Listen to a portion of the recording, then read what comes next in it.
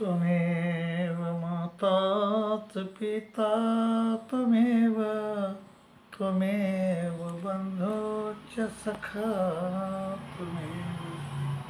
त्वमेव विद्या द्रविणं त्वमेव त्वमेव सर्वं मम देव देव। श्री गोपाल कृष्ण महाराज की जय। बापू, कौरव आणि पांडव हे दोन भाऊ होते। 100 होते कौरव, पांडव 5 होते। कौरव दुष्ट होते, दुष्ट, आणि पांडव सुष्ट होते। सुष्ट म्हणजे चांगल्या विचाराचे, कौरव वाईट विचाराचे। पांडव नेहमी कौरवावर प्रेम करायचे, पण कौरव पांडवाचा जीव घेण्याच्यासाठी ते नेहमी तयार असायचे। किती वेळेस पांडवांनी कौरवांना मरणाच्या खाईतून वाचवून आणलं, तेच कौरवानं पांडवांना मरणाच्या खाईत टाकलं, परंतु परमेश्वर पांडवाच्या पाठीमागं होते आणि म्हणजे त्या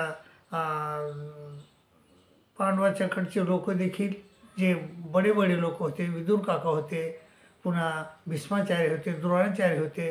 ह्या द्रोणाचार्याला यांचं हे दुष्ट वागणं पटत नव्हतं कौरवाचं, पण काय करते, ते तरी त्यांचे नौकरच होते, त्यामुळं ते काही बोलत नव्हते, परंतु मधून सहाय्य त्या पांडवांना करत होते।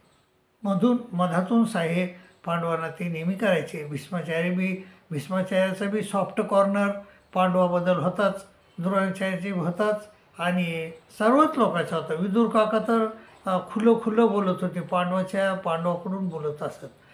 तर असं होतं। तर मग आता हे कौरवांनी त्यांना बऱ्याच वेळेस मारण्याचा प्रयत्न केला। तर एकदा लक्षाग्रहात त्यांना मारण्याचा प्रयत्न केला, आणि लक्षाग्रहातून ते त्यांना श्रीकृष्ण महाराजाच्या कृपेनं म्हणा की इदूर काकाच्या आशीर्वादानं म्हणा की ते तिथून सुटले, आणि मग रानावनात फिरू लागले। आणि मग रानावनात फिरत असताना पुन्हा त्या द्रुपद राजाच्या नगरीत आले। तिथं द्रुपदीचं स्वयंवर म्हणजे चालू होतं, आणि त्या स्वयंवरामध्ये मग यांनी पण भाग घेतला, आणि पांडव हे द्रौपदी जो पण होता लावलेला, तो पण अर्जुनानं जिंकला, आणि द्रौपदीचं लग्न ह्यांच्याबरोबर झालं। तर असं, आणि पुन्हा तिथून ते प्रगट झाले, कुठून म्हणजे द्रुपद राजाच्या नगरीमधून ते प्रगट झाले, आणि मग शेवटी आले, आणि पुन्हा जे होते कीचक वगैरे सैरंद्री ते म्हणजे त्या घरून देखील ते प्रगट झाले। आणि प्रगट झाल्यानंतर 12 वर्षे वनवास आणि 1 वर्ष अज्ञातवास त्यांना, म्हणजे धूत खेळल्यानंतरही त्यांना सजा झाली होती, ते हारले होते। आणि मग ते 12 वर्षे झाले, 13 वर्ष झाले, आणि मग ते त्यावेळेस म्हणजे याच्या राज्यात होते ते, आणि तिथून मग ते प्रगट झाले, आणि मग त्यांनी आपलं राज्य कौरवांना मागितलं, आणि ते राज्य द्यायला तयार नाहीत। शेवटी श्रीकृष्ण महाराज म्हणले 5 गावं घेऊ आपण त्यांच्याकडून, आणि 5 गावाचा प्रस्ताव त्यांच्या दुर्योधनापुढं सगळ्यापुढं मांडला। पण दुर्योधनानं सांगितलं की 5 गावच काय, पण सुईच्या टोकावर बसन एवढी माती देखील आम्ही देणार नाहीत। आणि मग हा पर्याय संपला, आणि मग ह्यावेळेस नंतर पुन्हा श्रीकृष्ण महाराज एकदा गेले, आणि शिष्टाई करण्यासाठी, आणि मग त्यावेळेस आता श्रीकृष्ण महाराज घरी येणार म्हणल्यावर जेवायची तयारी। तर दुर्योधनाची जी पत्नी होती भानुमती, ती 6 महिने झालं स्वयंपाक करत होती, वेगवेगळे पदार्थ तयार करून ठेवत होती। आणि मग ठेवत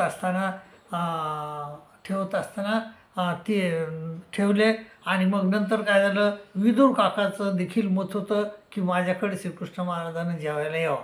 परंतु श्रीकृष्ण महाराजाचं मत होतं विदुर काकाकडे जेवायला जावं. आणि भानुमतीचं मत जरी असलं तर दुर्योधनाचं मन काही साफ नव्हतं त्याच्याबद्दल. त्यांनी एक असं त्यांना मारण्यासाठी असा एक डाव रचून ठेवला होता की एक आडी केली होती आणि त्या आडीवर श्रीकृष्ण महाराजाचं आसन टाकायचं आणि मधात शस्त्र होते आणि त्या शस्त्रावर हे पडले की हे मरून जाणार. तर असं ठरवलं होतं. तर मग नंतर काय झालं, मग श्रीकृष्ण महाराज तिथं गेले. त्यांनी ते त्यांना तर माहीत होतं, सर्वज्ञ होते ते. आणि मग विदुर काका आले, म्हणले चला आमच्या घरी. आणि मग विदुर काकाकडं समोर निघू लागले ते. तर भानुमती म्हणली, देवा मी 6 महिने झालं तुमच्यासाठी म्हणजे पदार्थ तयार करते आणि तुम्ही आता चालले तर मला किती दुःख व्हायले. ती म्हणे, श्रीकृष्ण महाराज म्हणले, हे बघ वैऱ्याच्या घरी माणसानं जेवायला न पाहिजे. ते म्हणे कसं काय. ते म्हणे चल तुला दाखवतो. आणि श्रीकृष्ण महाराजानं पायानं ती आढी त्याच्यावरली जे बसायचं होतं ते बाजूला केलं आणि मग मधात पाहिलं तर सापाच्या जिभासारखे सापाच्या जिभा जसे होते तसे शस्त्र मधात होते. आणि त्या याच्यावर बसले श्रीकृष्ण महाराज की त्या आडीत पडणार होते आणि त्या शस्त्रानं मरून जाणार होते. तर हे भानुमतीला दाखवलं आणि भानुमतीनं पाहिलं. भानुमतीला फार दुःख झालं आणि भानुमतीनं दुर्योधनाला शाप द्यायला म्हणे तुमच्या कुळाचा निर्वंश होईल. आणि श्रीकृष्ण महाराज त्या विदुर काकाच्या घरी गेले. विदुर काकाचं मन अतिशय शुद्ध होतं. विदुर काका हे श्रीकृष्ण महाराजाचे भक्त होते. आणि मग ते कसे वागले, मग विदुर काकासंग कसे वागले श्रीकृष्ण महाराज आणि दुर्योधनासंग कसे वागले. तर दुर्योधन कसा वागत होता श्रीकृष्ण महाराजासंग, अर्जुन कसा, हे विदुर काका कसे वागत होते हे महत्त्वाचं आहे. मग त्यानुसार श्रीकृष्ण महाराज गीतेमध्ये म्हणतात, अर्जुना ए यथा माम प्रपद्यन्ते तास्तथैव भजाम्यहम मम वर्तमान वर्तन्ते मनुष्यापार सरस्यः. मी माझ्यासंग जसे लोक वागतात तसंच मी त्यांच्यासंग वागतो. दुर्योधन दुष्टबुद्धीने वागला तर श्रीकृष्ण महाराजांना त्याच्या इथं जेवण केलं नाही. किती श्रीमंत असलं तर काय करायचं. परंतु जे विदुर काका होते अतिशय चांगल्या मनाचे होते आणि गरीब होते. त्यांच्या घरी जाऊन विदुराच्या घरी जाऊन श्रीकृष्ण महाराजांना कन्या स्वीकारल्या. परंतु दुर्योधनाच्या घरचे पंचपक्वान्न स्वीकारले नाही. कारण श्रीकृष्ण महाराज हे सम आहेत सर्वासाठी. आणि श्रीकृष्ण महाराज म्हणतात की मला जसे ए यथामाम प्रपद्यन्ते, जसे लोक मला भजतात तशीच मी त्याला भजतो.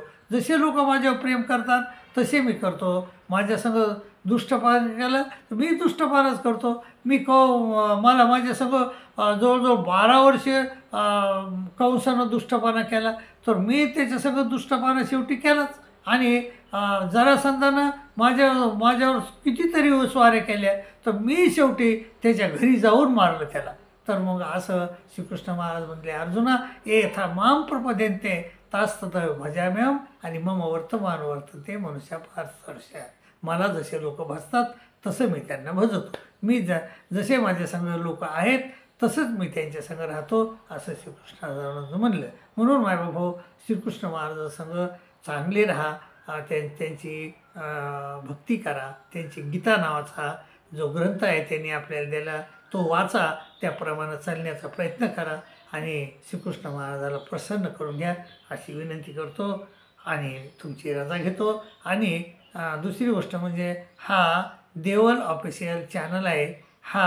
ह्या चॅनलवर जर तुम्ही नवीन असताल तर सबस्क्राईब करा, शेअर करा, लाईक करा अशी विनंती करतो आणि इथंच थांबतो. दंडोत प्रणाम, दंडोत प्रणाम, दंडोत.